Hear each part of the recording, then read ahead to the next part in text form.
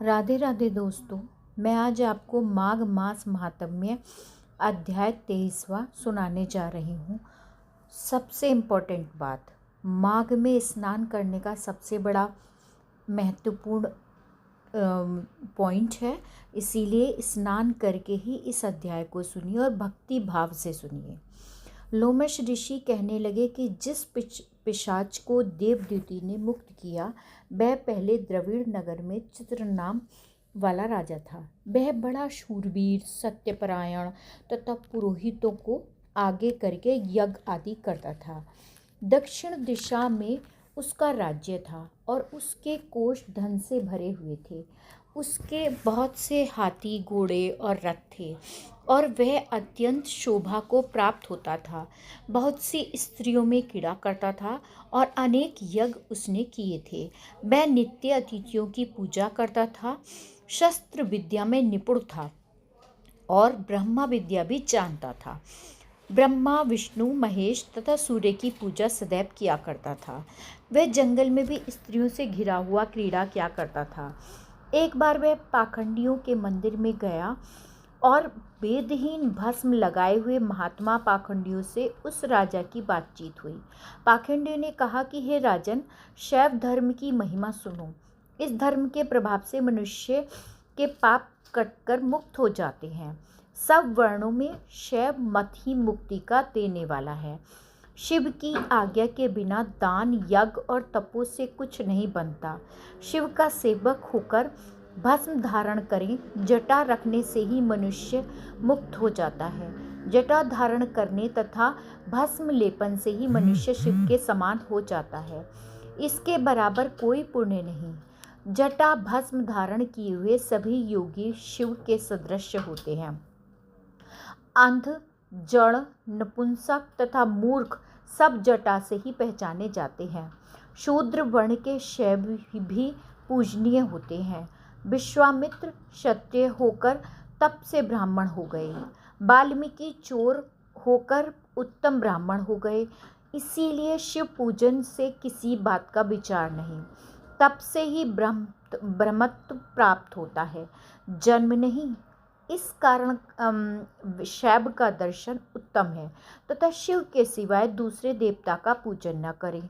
शिव तपस्वी को विष्णु का त्याग करना चाहिए, ना ही विष्णु की मूर्ति का पूजन करना चाहिए। विष्णु के दर्शन से शिव का द्रोह उत्पन्न होता है और शिव के द्रोह से रोरवादी नरक मिलते हैं। इसलिए भव सागर से पार होने के लिए विष्णु का नाम भी न लेना चाहिए। शिव भक्त निशंक होकर जो शिव से प्रेम करता है वह कैलाश में वास करता है।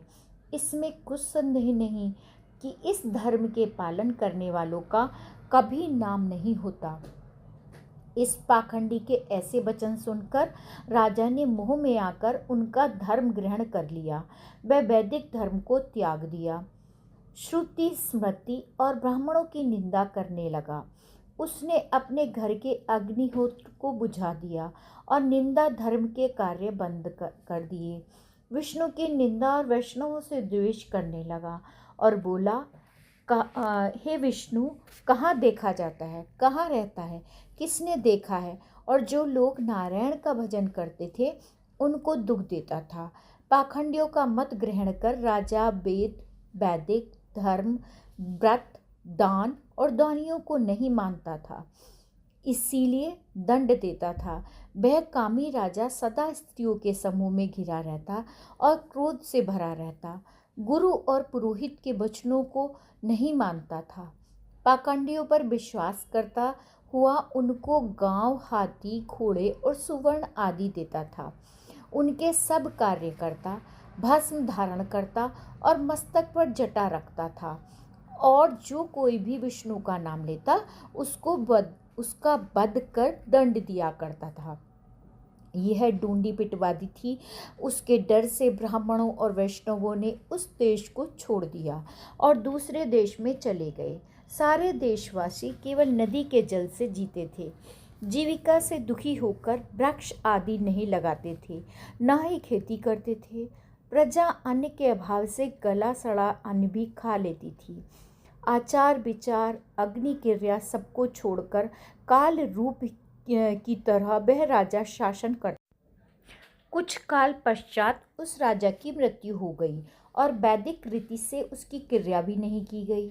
उसे यमदूतों से अनेक प्रकार के दुख उठाते हुए कहीं लोहे की कीलों पर से चलना पड़ा, कहीं जलते अंगारों पर चलना पड़ा, जहाँ सूर्य अति तीव्र था और ना ही कोई छाया का वृक्ष था।